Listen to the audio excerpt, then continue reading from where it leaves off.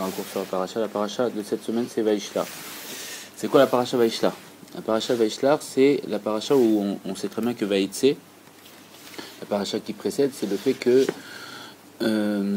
Yaakov quitte la ville de Beersheba, l'endroit qui est l'héritage de la terre d'Israël. Il va quitter cet endroit qui a été acquis par justement Avram, son grand-père, par un travail. Il était parti de Haran, endroit de la colère de Dieu. Et grâce à sa tchouva, son travail de faire dévoiler le monothéisme, l'unité de Dieu sur terre, son Briot même, parce qu'il s'appelle Avram, le père des peuples, son amour pour les peuples, de dévoiler, de les attacher au Dieu unique, que lui-même avait dévoilé par sa réflexion, sa prise de conscience. Ce qui se passe, c'est qu'il a mérité d'arriver à Beersheba. Et Israël, bien sûr, son fils Dieu va l'empêcher de quitter cette ville de sainteté qui est la terre d'Israël, parce qu'il lui dit que tu es une offrande parfaite, parce qu'il s'est offert à la Kedah d'Israël entièrement, au point qu'il a dit à son père, attache-moi mieux pour pas que tu rates la shrita, pour pas que tu rates l'offrande que tu vas faire de moi à Dieu. Et après, on voit que Yaakov, bizarrement, il va partir de Beersheba. Pourquoi? Une des raisons qui est expliquée, c'est parce qu'il avait pris la bracha qui était prévue pour Esav. Il a pris, il s'est déguisé en Esav, c'est sa mère qui va lui dire mets le vêtement d'Esav. Et il a pris, son père Israël ne voyait pas très bien, et donc, si on peut dire selon le pshat, le sens simple, il a donné la bracha, la bénédiction qui était prévue pour Esav. Et à cause de ça, Esav veut le tuer, et donc ses parents lui disent on veut pas. Sa mère avait vu par prophétie, par vision divine, que il devait mourir le même jour, et donc elle a eu peur. Elle a dit à Yaakov, va à Haram, va là-bas, va trouver une femme du côté de ma famille, du côté de mon frère Lavan, et lui il va partir comme ça à Haram. Mais ça c'est la paracha précédente, donc c'est la paracha Vaïtse. Il va y aller, on sait très bien, le soleil va se coucher à un endroit, il va s'allonger dans cet endroit. Les pierres vont se disputer pour qu'il mette sa tête sous eux, que la tête de Yaakov va sous les pierres. Et il y avait plusieurs pierres, et Dieu va faire un miracle, elles vont se réunir en une seule pierre. L'endroit où il se repose, où le soleil s'est couché d'un coup, c'est l'endroit où il y a eu la Kedah d'Israël, où il y a eu l'offrande de Adam Arishon, de Noir, et aussi où il y aura le Beth Amikdash, cet endroit de sainteté où Yaakov il va voir les anges, il va faire un rêve là-bas, il s'était pas reposé pendant 14 ans, il était dans les maisons d'études de Shem et Ever à étudier la Torah, il s'est pas reposé une seconde, et là-bas à cet endroit-là il va s'endormir, il va voir les anges monter et descendre, et il dit comment c'est possible, j'ai pu m'endormir dans un endroit aussi saint, et il va dire c'est la maison de Dieu. Et après il va aller il va aller là-bas, Haram, il va demander est-ce que les personnes connaissent Lavan, il va rencontrer Rachel, il va l'embrasser, et il va vouloir servir Lavan pendant 7 ans pour Rachel. Lavan va le tromper, et il va lui donner Léa à la place, et après il va le servir encore 7 ans pour Rachel, soit 14 ans, et 6 ans pour le bétail. Après il rentre de chez Lavan, parce qu'il a eu Yosef comme enfant. C'était tout son but pourquoi il voulait aller à Haram. La preuve, c'est que dès qu'il a plein d'enfants, mais dès qu'il a Yosef, il dit allez, on y va, on rentre. C'était le pourquoi de sa venue à Haram. Et ce qui se passe, c'est qu'après il remonte, et Lavan le poursuit, et Dieu apparaît en rêve à Lavan, il dit tu ne feras rien à Yaakov, et grâce à ça, ils font un pacte, ils s'entendent bien. Et voilà, Yaakov il repart. Et à ce moment-là, on se trouve dans notre paracha. Voilà, on a fait un petit résumé. Et donc, Vaishlar, il envoie. Yaakov, il envoie Malachim, il envoie des anges. Malachim, c'est des envoyés, des émissaires et des anges aussi. Et l'Anmorazaken dans Torah va nous dire c'est des anges pour de vrai. Il envoie des anges, l'Ifné, devant Esav. Pourquoi devant Esav? Parce que Esav, on sait très bien, qu'en Chassidut, le rabbi nous dira, même si ça ne plaît pas aux gens, Esav, il a une âme plus élevée que Yaakov. Il va envoyer des anges vers Esav pour lui dire ça y est, j'ai été avec Lavan, un homme de plaisir, qui a essayé de me faire tomber dans les plaisirs du monde, mais il va lui dire Garti, c'est la valeur numérique 613, j'ai réussi à respecter malgré dans cet endroit-là les 613 mitzvot. Je suis parti pour avoir une femme, il m'en a mis 4, parce qu'il a mis les 2 sœurs et les 2 servantes. Et malgré tout, j'étais un tzaddik, je me suis comporté comme il faut, donc aujourd'hui on peut apporter de la délivrance, toi et moi, parce qu'on explique que celui qui pouvait être Mashiach, les Rébim vont nous dire c'est pas Yaakov, c'est justement Esav. Parce qu'Esav est à un niveau beaucoup plus élevé que Yaakov. Une des raisons, il y a une très belle sikha où le rabbi nous dit, quand Rivka elle se promenait, elle allait devant les maisons d'études, quand elle avait les enfants dans le ventre, c'était des jumeaux, Esav et Yaakov. Quand elle passait devant les maisons d'études, devant les maisons de Shem et Ever, Yaakov voulait sortir, et quand elle allait vers les maisons d'Avodazara, c'est Esav qui voulait sortir. Alors à ce moment-là, Rabbi nous pose une question, il nous dit voilà, de là on voit qu'il n'y a pas de libre arbitre. Pourquoi? Parce que on voit qu'il y a une préposition, voilà, que c'est prédestiné que Yaakov va aller étudier la Torah, il va être un tzaddik, et qu'Esav il va aller vers les Avodazara, vers l'idolâtrie, donc il va être inverse dans le tzaddik. Le Rabbi dit non, c'est pas ça. Il dit comme ça, il dit qu'en vérité, ils n'avaient pas le même travail. Yaakov, il allait vers les maisons d'études parce que lui, justement, il devait étudier la Torah. C'était un homme tam, un homme intègre qui restait sous les temps. Mais Esav, il devait aller vers les Avodazara, pas pour tomber dans les Avodazara, mais pour les détruire. Et donc, détruire les Avodazara, c'est dévoiler Dieu sur terre. Donc, faire le shalom. C'est pour ça que Esav, il est la valeur numérique de shalom. Il devait dévoiler shalom, et on sait c'est qui shalom? C'est Dieu. C'est un des noms de Dieu, et c'est pour ça qu'on dira que quand Mashiach viendra, ce sera un jour Kulo Shabbat, entièrement Shabbat. Pourquoi? Parce que on sera dans la dimension de Shabbat Shalom, c'est-à-dire que dans une dimension, on pourra voir le Shalom, pour avoir Dieu. Et Dieu, une des qualifications pour définir Dieu, il l'appelle le Nosé Afarim, celui qui mélange les contraires. C'est-à-dire que devant lui, c'est expliqué dans le Tanya, qu'il y a l'ange Michael qui est l'ange de l'eau, l'ange du chesed, de la générosité, et là il y a Gabriel, l'ange de la rigueur. Et les deux, normalement, le feu et l'eau, c'est deux antagonistes, ils ne peuvent pas résider ensemble. Mais devant Dieu, Dieu il fait en sorte qu'ils soient en accord et que le feu et l'eau soient ensemble sans que le feu évapore l'eau et sans que l'eau éteigne le feu. Parce que lui, il fait il mélange les contraires, c'est ça la définition de son nom Shalom, faire la paix. Faire la paix, c'est qui peut faire la paix entre deux personnes? C'est une personne qui est plus élevée que les deux et il peut faire en sorte que deux opposés se réunissent. Et ça, c'est le dévoilement de Dieu sur terre. C'est pour ça que Esav devait détruire les Avodazara, donc apporter le shalom dans le monde, faire prendre conscience qu'il n'y a pas des dieux multiples, il n'y a qu'un Dieu unique et qu'il y a un d'autre à part Dieu concrètement et qu'on n'est que l'expression de Dieu. C'est ce que Mashiach va dévoiler. Et dessus, Rabbi Israël Srouk va nous dire un grand secret, c'est un des élèves du Harizal qui a reçu des enseignements avant que Rabbi Chaim Vital devienne l'élève officiel du Harizal. Il va lui enseigner que le Gilgul, la réincarnation de Esav, c'est le Nachash HaKadmoni, le premier serpent qui a commis la faute du Etz Hadat, qui a poussé Adam et Chava à faire la faute. Et il va nous dire qu'il est revenu en Esav, parce que Nachash, vous savez, c'est valeur numérique, et de là on apprend que Esav il devait être Mashiach. Nachash, les sages nous disent, c'est la valeur numérique de Mashiach. Alors c'est lui qui a causé le problème, comment c'est possible? Alors on sait très bien que pour trouver l'antidote d'un venin d'un serpent, où il se trouve l'antidote? Ben justement dans le venin. Dans le problème, il y a la solution. Et avec le venin d'un serpent, on va faire l'antidote, ce qui guérit, ce qui permet de ne pas avoir de problème, de ne pas être touché par ce venin. Pareil, Nachash, c'est ce qui a engendré le serpent, la faute, toute la problématique du monde, mais en lui, Yerida, on dit, une chute, c'est pour une élévation. En lui contient la solution. C'est pour ça qu'il va revenir en incarnation pour faire tchouva et arranger ce qu'il a commis, parce qu'il n'y a que lui qui peut le faire. Et il revient dans Esav. Et c'est pour ça qu'Esav devait être le Mashiach, c'est pour ça qu'Esav a un niveau plus haut que Yaakov.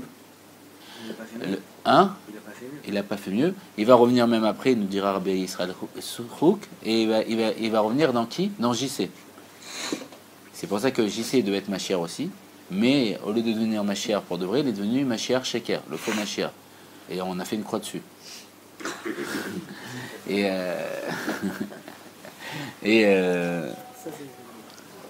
ce qui s'est passé, c'est que... Regarde comment le langage français, c'est la preuve que c'est du français. Comment on dit croire? On fait une croix. Croire, ça vient du terme croire. C'est à la croyance, c'est le fait de croire à la croix. Bon. Alors, d'accord. Alors de là, on voit que Esav était plus haut que Yaakov, et il devait apporter... Pourquoi il était plus haut? Parce qu'il faut bien comprendre pourquoi Dieu il a créé ce monde. La raison pourquoi il a créé le monde, c'est pas la raison du Etz Chaim, du Harizal, Pas, c'est une des raisons de vérité, on ne peut pas la nier, mais ce n'est pas la raison absolue. Le Rabbi Rachab, dans une étude profonde, va nous montrer par A plus B que la vie qui est retenue par la Chassidut, c'est le Midrash, et de là, on peut dire que c'est la vraie raison, absolue, intemporelle. C'est que le Etzraïm va nous dire que Dieu a créé le monde pour montrer ses possibilités. Alors le Rabbi Rachab va dire, mais dans ce monde, on ne voit pas les possibilités de Dieu, on ne voit pas que c'est Dieu. Donc on ne peut pas dire que c'est la raison absolue. Ça sera la raison de vérité quand Mashiach viendra, quand la connaissance de Dieu recouvrira le monde comme l'eau recouvre la mer. Aujourd'hui, on ne peut pas dire ça. Le Zohar dira pour se faire... Ça pose un problème de dire ça. Pourquoi? C'est-à-dire quoi? Dieu a créé le monde pour faire voir ses possibilités. Mais c'est-à-dire qu'il est limité, en vrai. Il est limité qu'à ça. Il ne peut pas faire plus que ça. Non, c'est pas qu'il peut pas faire plus. Non, mais il a voulu j'ai compris, non mais il a voulu se dévoiler tout son potentiel, c'est tout. Juste montrer son potentiel. Son potentiel était caché, personne n'avait connaissance de son potentiel. L'exemple il est pris par le rabbi dans un Matil Gani. Il dit c'est comme un roi qui veut gagner une guerre, d'accord? La guerre, c'est l'exemple, c'est le fait de montrer son potentiel. Alors il dévoile tous ses trésors cachés. Et à la fin, il donne sa vie dessus. Donc le fait de dévoiler ses trésors cachés s'appelle les mondes spirituels, et le fait qu'il donne sa vie, c'est ce monde matériel. C'est pour ça que dans ce monde matériel, c'est beaucoup plus élevé que tous les mondes spirituels. Et c'est ce que le Rabbi Rachab va répondre. Il va dire, dans les mondes spirituels, Dieu est connu. Pourquoi? Les anges, ils sont appelés les malachim, les envoyés de Dieu, les émissaires. Ils ont un seul nom, et ils font qu'une seule mission. Ils sont appelés omdim. Ils bougent pas. Dieu leur dit un truc, ils font comme la parole de Dieu. Il y a personne qui peut faire. Alors que les êtres humains dans ce monde sont appelés ceux qui bougent, ceux qui peuvent faire ou pas faire, si on peut dire. D'accord.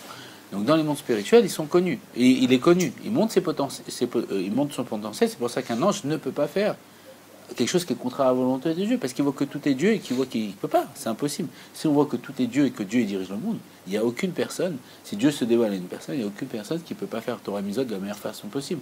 C'est pour ça que Moshe Rabbeinu disait, c'était l'homme le plus humble, il disait si quelqu'un d'autre il était à ma place, il aurait fait mieux que moi. Pourquoi? Parce qu'on dit que Moshe Rabbeinu il voyait Dieu à travers une baie vitrée. Aujourd'hui c'est compréhensible, c'est comme si aujourd'hui nous on voit le bon Dieu nous apparaît à travers un iPad ou un iPhone, c'est une baie vitrée.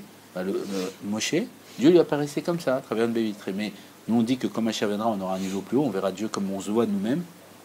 Ça sera le plus de la Géoula. Mais vous voyez, à travers une baie vitrée. C'est-à-dire, si demain, à chaque pas qu'on fait, on voit le bon Dieu, c'est lui qui nous envoie on est en connexion avec le bon Dieu. Et le matin, c'est lui qui nous réveille. On sait qu'on a un appel le matin, c'est le bon Dieu qui attend. Et comme le rabbi le dit, il nous demande de le dire aux enfants. C'est très important que le bon Dieu laisse tout ce qu'il a à faire le matin, il met tout de côté. Pourquoi? Pour écouter le modéani d'un juif. Si on prend conscience qu'est ça, et que le matin, on se rend compte que quand notre téléphone sonne, c'est-à-dire c'est le bon Dieu qui attend notre modéani, d'accord? Le bon Dieu attend notre modéani, et que tous les anges, et Moshe Rabbeinu et Rabbi Shimon Yochai, il vient lui parler, il dit non, je veux parler à personne, tant que j'ai pas écouté le modéani de mon fils, on va faire le modéani tout de suite, c'est pas je suis fatigué ou quoi que ce soit, c'est une autre dimension de service divin, mais c'est normal. Mais cette dimension, elle est faussée par le fait que c'est comme on voit Dieu, cette présence de Dieu, ce dévoilement de Dieu, qui fait en sorte qu'on va se comporter de mieux en mieux. Et c'est pour ça que Moshe Rabbeinu, il disait, si quelqu'un d'autre était à ma place, il aurait fait mieux que moi. Moshe Rabbeinu, il voyait Dieu tout le temps, il parlait avec Dieu. Il a marqué dans le Rashi, heureux soit la femme qui a mis un monde que quand il veut poser la question à Dieu, il pose la question. C'est notre dimension, c'est pas nous. Attendez, je veux voir ce que Dieu y pense. Et il parlait avec Dieu, et Dieu lui apparaissait. Donc c'est normal son comportement. Si nous on avait ce cas de figure, c'est sûr qu'on se comporterait comme lui. C'est pour ça que Moshe il a dit, si quelqu'un d'autre était à ma place, il aurait fait mieux que moi. C'est une des raisons. Maintenant. Et donc. Tu peux le voir dans ton pote.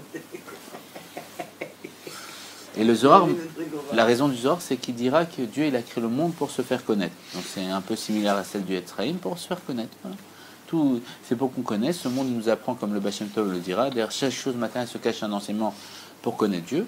Et donc voilà, pour se faire connaître. Mais on ne peut pas dire que c'est la raison absolue. La raison absolue, elle va être définie par le Midrash. Le Midrash dira, Dieu il a une tava, un désir, de risder betartonim au plus bas. L'Admorazaken nous dira sur un désir, comme nous on est fait à l'image de Dieu, on ne sait pas pourquoi on a des désirs. Donc on ne peut pas comprendre pourquoi Dieu il a eu ce désir de risder betartonim, mais c'est comme ça, il a voulu, donc on réalise. Le Rabbi Rayatz va aller plus loin dans l'explication, il va dire que avant un désir, il y a une pensée. C'est-à-dire que si je désire du chocolat, c'est parce que j'ai pensé au chocolat. Et donc en vérité, c'est quoi la pensée? Pourquoi il a créé le monde? C'est parce qu'il nous a vus nous, et il a voulu nous faire plaisir, parce que la source de la bonté, elle veut faire du bien. Dieu qui est Shoresh Hatov, la source du bien, elle veut faire du bien. Et c'est quoi le plus grand bien qu'il peut nous faire? C'est d'être comme lui. Donc il a voulu nous donner la possibilité de vivre comme lui, de façon indépendante, de façon, voilà, d'avoir le sentiment d'exister tout seul, ce vrai sentiment de vivre une vie concrète, avec des choix, des décisions, des directives, voilà, diriger un établissement ou pas, voilà, avoir une vie, avoir le rapport avec les gens, tout ça. Et donc, il a voulu nous donner ce cadeau. C'est pour ça qu'il s'est caché, pour pouvoir qu'on vit une vie où on a le sentiment d'exister indépendant de lui et de ne pas être comme les anges, omdim, immobile et obligé de faire la volonté de Dieu. Parce que si Dieu il apparaît, on est obligé de se soumettre à lui. Il n'y a personne qui va se révolter, qui va dire à Dieu, attends, j'ai pas peur de toi. Ça n'existe pas, quoi. Donc on est obligé, donc c'est pour ça qu'il est appelé roi, il n'est pas appelé un dictateur, parce que si Dieu se dévoile, c'est comme une dimension, si on peut dire, de dictateur, parce qu'on est obligé de se soumettre à lui. Donc il attend qu'on les lise en tant que roi. Et qui les lit en tant que roi, c'est le peuple juif. Comment? En faisant Torah Misot. On dit, on veut toi comme roi, et ensuite tes directives. Tout est décrit, on les suit. C'est un peu l'idée. Et donc, pourquoi on expose tout ça? Parce qu'en vérité, Dieu il a voulu résider Bétartoni. Qui va faire résider Dieu Bétartoni en bas? Pas Yaakov, parce que Yaakov, il est élevé. Yaakov, c'est quelqu'un qui bouge pas. C'est un ange, c'est un omdim. Il bouge pas. Il reste dans sa tente, il étudie la Torah. Alors Esav, il va dans les champs. Esav, il va dans les champs, il va dans le monde. C'est un homme qui est lié au monde. C'est pour ça que lui, il pouvait faire résider Dieu Bétartoni. Il pouvait détruire les aveugles d'Azara, faire en sorte de dévoiler Dieu encore plus profondément, plus bas que Yaakov. Et c'est pour ça qu'il devait être Mashiach. Mais, malheureusement, ça n'a pas été. Ça n'a pas été. Au lieu d'aller dans les Avodah pour les détruire, il a commencé à s'y plaire et il est tombé en plein dedans et il a profité dedans à 100% et il s'est baigné. Et voilà. Et là, on revient à l'explication. Et Jacob, il envoie des anges. Et il pensait que Esav, il avait fait tchouva et qu'il pouvait apporter la délivrance. Parce que les deux réunis ensemble, ça aurait apporté la délivrance. Et les anges, ils reviennent et lui disent non, il n'a pas fait tchouva, il a chuté, c'est une catastrophe. Alors de là, Jacob il va prendre le travail de Esav sur lui. Et c'est pour ça que il va recevoir le nom d'Israël. Israël, c'est quoi? C'est qu'il va se battre contre un ange. C'est qui cet ange? C'est l'ange d'Esav, justement. Il va se battre avec la source d'Esav. Ce qui donne la vitalité à Esav, ce qui n'avait pas chuté. Il va se battre avec lui et il va gagner, il va remporter. Et grâce à ça, il va lui dire bénis-moi et il va l'appeler Israël. Israël, c'est quoi? C'est le même lettre que l'Irosh. On va avoir la possibilité de devenir une tête pour Dieu. On a expliqué au début que Dieu il appelait Shalom, et c'est la valeur numérique de Esav. Shalom, c'est quoi? Celui qui réunit deux contraires.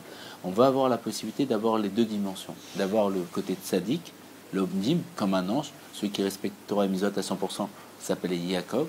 Et on va avoir Esav aussi au-dedans de nous. C'est quoi Esav au-dedans de nous? C'est justement ce fait-là.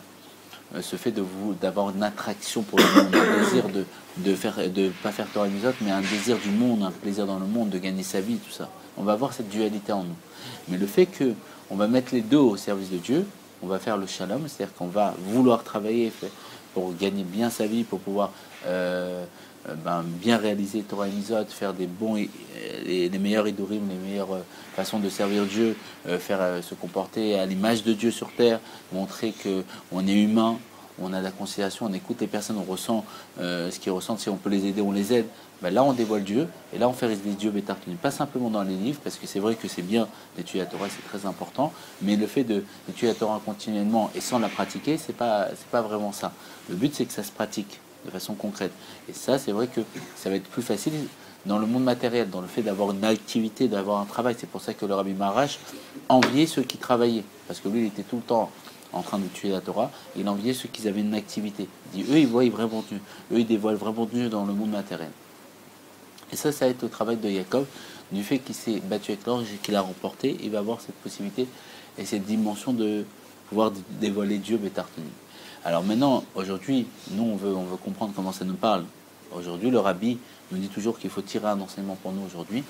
On sait que Vaishlar, la Torah, c'est pas un livre d'histoire, c'est pas quelque chose qui s'est passé à l'époque, c'est quelque chose qui est actuel. Quand l'Admorazaken, il a donné un enseignement, il a donné des enseignements très courts, et il a dit, aux Chassidim, il faut vivre avec son temps. Et les Chassidim n'ont pas compris, alors ils sont partis voir son frère, et son frère leur a expliqué qu'il faut vivre avec la paracha de la semaine.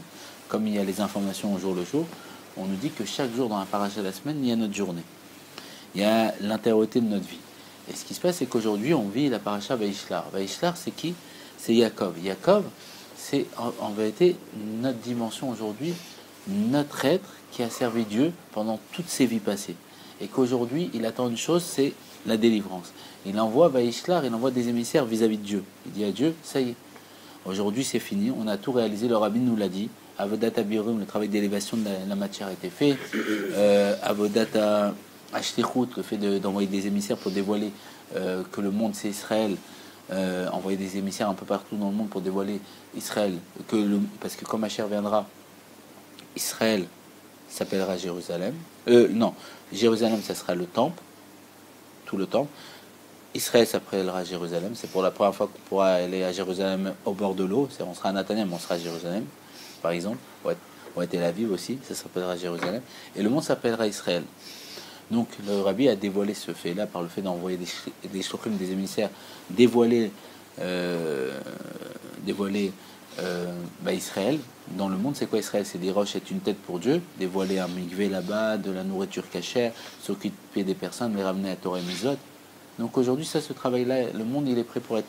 Il est un réceptacle qui s'appelle déjà Israël. C'est pour ça que le rabbi dit qu'Avodat Abiyorim, le travail d'élévation de la matière du monde a été fait. Le fait de dévoiler la chassidut à l'extérieur, le rabbi dit aussi que ça a été fait. Parce qu'on sait très bien, on connaît très bien l'histoire, le jour de Rosh Hashanah, le Bashem Tov a une élévation de l'âme. Son âme elle est montée dans les palais les plus élevés jusqu'à atteindre le palais du Mashiach.